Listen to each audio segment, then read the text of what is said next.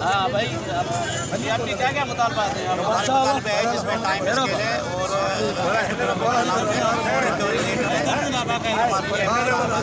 ये है कि बार बार हम सेक्रेटरी के दरवाजे खटखटा के लिखिए कि मिलना तो मसले हल करना तो दूर है, लेकिन हमारे से मिलने भी नहीं।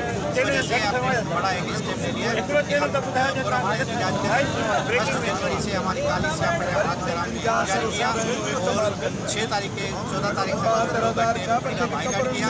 आज 15 तारीख का हमने जैसे तथा लिया है, 15-16 हो गई है और 17-18 हम जाएंगे। उसके बाद अगर हमारे मसले हल नहीं किए तो पूरी सीट को काल करके हो सकती है हम आपके पास अभी तक कोई नुमाइंदा नहीं आया आपसे बात करने के लिए? नहीं, हमें हमारे से अभी तक किसी ने रब्ता नहीं किया।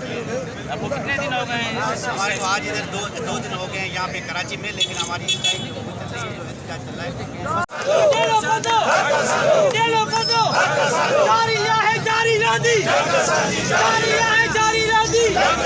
जारी